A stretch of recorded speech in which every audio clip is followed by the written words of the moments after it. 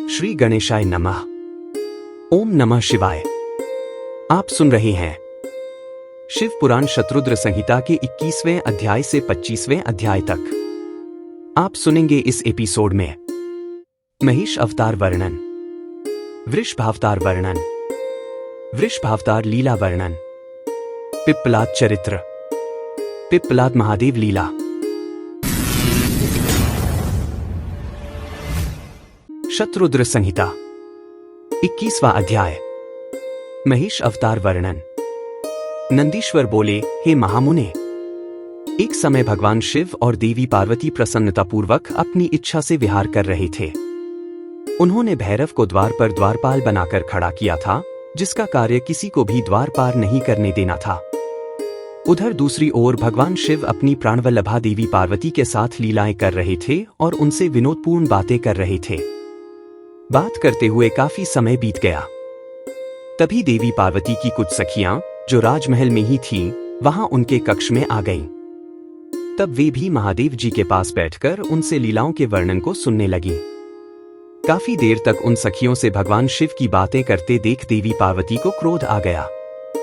वे गुस्से से महल के बाहर जाने लगीं। द्वार पर खड़े द्वारपाल भैरव ने देवी पार्वती को देखा तो उसके मन में विकार आ गया। वह उन्हें साधारण स्त्री समझकर घूरने लगा।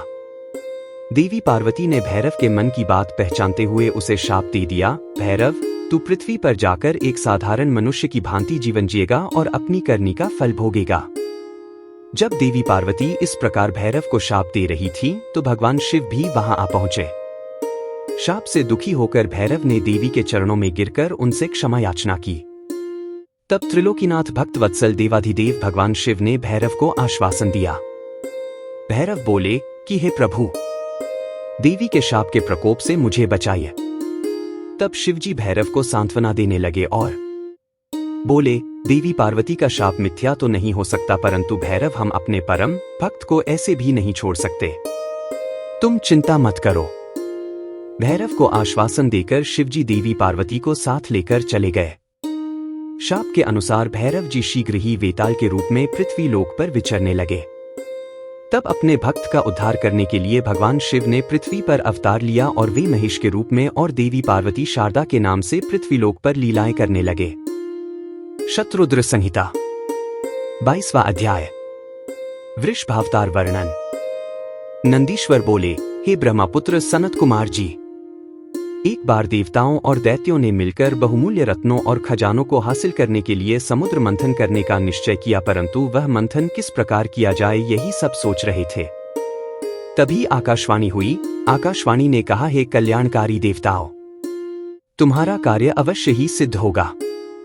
तुम मंदराचल पर्वत को मथानी और नागराज वासुकी को रस्सी बनाकर क्षीरसागर का मंथन करो। आकाशवाणी सुनकर देवता और दानव उत्साहित होकर मंदराचल पर्वत को उखाड़ने लगे। अपने इस कार्य में वे सफल भी हो गए, परंतु जब वे मंदराचल को मथानी बनाने के लिए क्षीरसागर में डालने लगे तो अत्यंत भारी होने के कारण वह उनके ऊपर गिर पड़ा। अनेक देवता और दानव उसमें दब गए।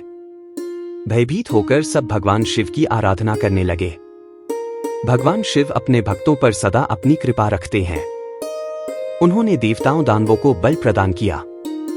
सबने मिलकर मंदराचल पर्वत को क्षीरसागर के जल में डाल दिया। फिर नागराज वासुकी को रस्सी बनाकर समुद्र मंथन करना आरंभ किया। समुद्र मंथन के फलस्वरूप धन्वंतरी वैद्य, चंद्रमा, पारिजात, कल्पवृक्ष, उच्चैश्रवा घोड़ा, ऐरावत हाथी, मदिरा, हरि का धनुष, शंख, कामधेनु, कौस्तुभमणि, अमृत तथा कालकूट विष आदि वस्तुएं निकली। साथ ही परम सुंदर मनोहर रूप एवं धन वैभव की स्वामिनी देवी लक्ष्मी भी निकली। भगवान श्री हरि विष्णु ने देवी लक्ष्मी, शंख, कौस्तुभमणि तथा गदा को ग्रहण किया। सूर्यदेव ने उच्चैश्रवा नामक घोड़े को लिया। इंद्रदेव ने पारिजात, कल्पवृक्ष और ऐरावत हाथी से देवलोक की शोभा बढ़ाई। त्रिलोकीनाथ भक्त वत्सल भगवान शिव ने देवताओं और असुरों सहित पूरे संसार की रक्षा हेतु मंथन से निकला कालकूट विष पिया और नीलकंठ नाम से प्रसिद्ध हुए। उन्होंने चंद्रमा की रक्षा हेतु उसे अपने सिर पर धारण किया। असुरों ने रमण कराने वाली मदिरा को लिया तो मनुष्यों ने धन्वंतरी वैद्य को ग्रहण किया। मुनिजनों ने कामधेनु को ग्रहण किया। तत्पश्चात सबसे अंत में निकले अमृत कलश को देखकर सब उसे लेने के लिए झपटे। देवता और असुर दोनों ही अमृत पीना चाहते थे। असुरों ने देवताओं से अमृत छीन लिया। दुखी देवता भगवान शिव की शरण में गए। तब अपने भक्तों के दुख को जानकर शिव ने श्री हरि विष्णु को मोहिनी रूप धारण कर अपनी माया से अमृत कलश असुरों से लाने के लिए कहा। विष्णु जी की माया से मोहित होकर दैत्यों ने उन्हें अमृत कलश दे दिया। तब विष्णु जी ने देवताओं को ही अमृत पान कराया। यह देखकर दैत्यों को सारी माया समझ आ गई। फिर वे बलपूर्वक अमृत पाने के लिए युद्ध करने लगे। घोर युद्ध हुआ। भगवान शिव और विष्णु जी की कृपा से देवता विजयी हुए और असुरों को विष्णु जी ने पाताल लोक जाने का आदेश दिया। वे स्वयं असुरों को पाताल ले गए, परंतु दैत्यों ने अपनी चालाकी और माया से उन्हें वहीं बंदी बना लिया और स्वयं उपद्रव करने लगे। जब देवताओं को असुरों ने प्रताड़ित करना आरंभ कर दिया, तब वे परेशान होकर ब्रह्मा जी के पास पहुंचे और उन्हें अपनी व्यथाकथा सुनाई। फिर ब्रह्मा जी देवराज इंद्र सहित अन्य देवताओं को अपने साथ लेकर त्रिलोकीनाथ देवाधिदेव भगवान शिव के पास गए। वहां पहुंचकर उन्होंने शिव जी को प्रणाम किया और स्तुति आरंभ कर दी। तत्पश्चात देवगण ने शिव जी से कहा, हे भगवान, असुरों ने हमें परेशान कर रखा है। उन्होंने भगवान श्री हरि विष्णु को भी बंदी बनाकर पाताल में कैद कर लिया है। अतः प्रभु आप उन्हें मुक्त कराएं और हमारी रक्षा करें। देवताओं की प्रार्थना सुनकर भगवान शिव ने उन्हें रक्षा का आश्वासन देकर विदा किया और स्वयं देवताओं के कल्याण हेतु वृषभावतार धारण किया। शत्रुद्र संहिता 23वां अध्याय। वृषभावतार लीला वर्णन। नंदीश्वर बोले, हे सनत कुमार जी, कल्याणकारी भगवान शिव ने अपने भक्तों की रक्षा के लिए वृषभ का रूप धारण किया और पाताल की ओर चल पड़े। भगवान शिव ने भयंकर गर्जना के साथ पाताल में प्रवेश किया। उस प्रचंड गर्जन से पातालवासी व्याकुल हो गए और उनके नगर में विध्वंस होने लगा। इस प्रकार की गर्जना को सुनकर असुरों को संदेह हुआ। जब उन्हें पता चला कि भगवान शिव वृषभ रूप धारण करके युद्ध करने आए हैं, तो वे भी अपनी पूरी शक्ति से उनसे युद्ध करने लगे। असुर सेना ने शिवजी पर आक्रमण कर दिया। शिवजी हाथों में धनुष बाण उठाए उनका ही इंतजार कर रहे थे। उन्होंने अपने बाणों की वर्षा आरंभ कर दी और अनेक दैत्यों को मार डाला। बैल का रूप धारण किए हुए कल्याणकारी शिवजी ने अपने सींगों व खुरों से भी अनेक दैत्यों को मृत्यु के घाट उतार दिया और बहुत से दैत्यों को घायल कर दिया। इस प्रकार काफी समय तक उनके मध्य भयानक युद्ध चलता रहा। उधर दूसरी ओर असुरों ने विष्णु जी को भी अपनी माया से मोहित करके उन्हें अपने साथ मिला लिया था। वे असुर के साथ रहकर उनकी प्रवृत्ति को ग्रहण करने लगे थे। उन पर संकट देखकर उनकी रक्षा के लिए वे भी युद्ध करने आए। उन्होंने वृषभ रूप धारण किए अपने आराध्य शिवजी को नहीं पहचाना और उनसे युद्ध करने लगे। भगवान श्री हरि विष्णु ने वृषभ रूपी शिवजी पर अनेक अस्त्रों का प्रयोग किया, परंतु शिवजी ने सबको काट डाला। फिर शिवजी ने माया के बंधन से विष्णु जी को आजाद किया, तो वे तुरंत शिवजी को पहचान गए और उनसे क्षमा याचना करने लगे। विष्णु जी बोले, हे देवाधिदेव, मैं मूर्ख हूं जो अपने आराध्य स्वामी को नहीं पहचान सका और उनसे युद्ध करने लगा। मुझे क्षमा कर दें और मुझ पर कृपा करें। श्रीहरि की विनयपूर्ण प्रार्थना को सुनकर शिवजी बोले, हे विष्णु, आप तो बड़े बुद्धिमान और ज्ञानी हैं, फिर आप कैसे राक्षसों के मायाजाल में फंस गए तथा उनके साथी बन गए? शिवजी की बातें सुनकर विष्णु जी शर्म के मारे नीचे देखने लगे। तब शिवजी बोले, हे विष्णु, अब तुम यहां से चले जाओ। यह कहकर शिवजी ने उनका सुदर्शन चक्र ले लिया और उसके स्थान पर तेज सूर्य नामक दूसरा सुदर्शन चक्र उन्हें दिया। तत्पश्चात विष्णु जी स्वर्ग को चले गए। उनका मोह दूर हो गया था। शिवजी भी दैत्यों को उनकी करनी का फल देकर वहां से अंतर्धान हो गए। शत्रुद्र संहिता 24वां अध्याय। पिप्पलाद चरित्र। नंदीश्वर बोले, हे महामुने, एक बार देवताओं और असुरराज वृत्रासुर में बड़ा भयानक में युद्ध हुआ। वृत्रासुर ने सभी देवताओं को युद्ध में हरा दिया। तब सब देवता अपने प्राणों की रक्षा हेतु ब्रह्मा जी की शरण में गए। ब्रह्मा जी के पास पहुंचकर देवताओं ने उन्हें अपनी सारी परेशानियां बताईं और उनसे अपनी प्राण रक्षा की प्रार्थना की। ब्रह्मा जी ने कुछ देर तक विचार किया और फिर देवताओं से कहा, हे देवताओं, महर्षि दधीची ने भगवान शिव की घोर तपस्या करके उनसे वर मांगा है कि उसकी हड्डियां वज्र सी कठोर हो जाएं। इसलिए तुम महर्षि दधीची से उनकी अस्थियों को मांग लो। उनकी हड्डियों से वज्र का निर्माण करके ही वृत्रासुर का संहार किया जा सकता है। ब्रह्मा जी के वचन सुनकर देवराज इंद्र देवगुरु बृहस्पति और अन्य देवताओं को साथ लेकर महर्षि दधीचि के आश्रम में गए। वहां पहुंचकर उन्होंने महर्षि को हाथ जोड़कर प्रणाम किया। देवताओं को अचानक इस प्रकार आया देखकर दधीचि ने उनके आने का कारण पूछा। तब देवराज इंद्र ने उनसे कहा, हे महर्षि, आप परम शिव भक्त हैं और शिवजी से मिले वरदान के कारण आपकी हड्डियां वज्र के समान हैं। मुने, हमें अपनी अस्थियां दान करके हमारी रक्षा करें, क्योंकि वृत्रासुर का वध तभी संभव हो सकेगा। महर्षि दधीचि ने मन ही मन सोचा कि परोपकार से बढ़कर कोई दूसरा कार्य नहीं है। तब देवताओं का कार्य सिद्ध करने हेतु उन्होंने भगवान शिव का स्मरण करते हुए अपने शरीर को त्याग दिया। देवता उन पर पुष्प वर्षा करने लगे।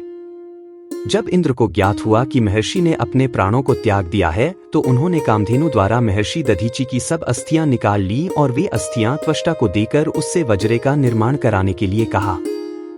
देवराज इंद्र की आज्ञा से त्वष्टा देवताओं के शिल्पी विश्वकर्मा के पास गए और उनसे अस्थियों का सुदृढ़ वज्र बनाने के लिए कहा। विश्वकर्मा ने दधीचि की अस्थियों से वज्र का निर्माण किया। इस प्रकार महर्षि दधीचि की अस्थियों से निर्मित वज्र को पाकर देवराज इंद्र बहुत प्रसन्न हुए और असुरराज वृत्रासुर का वध करने के लिए चल दिए। उन्होंने युद्ध भूमि में जाकर वृत्रासुर को ललकारा और अपने वज्र से उस पर कठोर प्रहार कर उसे किसी पर्वत की भांति खंड खंड कर डाला। वृत्रासुर के मरते ही देवताओं की प्रसन्नता की कोई सीमा न रही। वे उत्सव करने लगे। चारों ओर मंगल गान होने लगे तथा देवता इंद्र की स्तुति करने लगे। उधर दूसरी ओर जब महर्षि दधीचि की पत्नी सुवर्चा घर के सारे काम पूरे करके बाहर आई तो अपने पति को न देखकर सशंकित हो उठी। देवता भी वहां नहीं थे। उसे निश्चय हो गया कि उसके पति के साथ देवताओं ने छल किया है। सुवर्चा ने देवताओं को कोसते हुए पशु बनने का शाप दे दिया।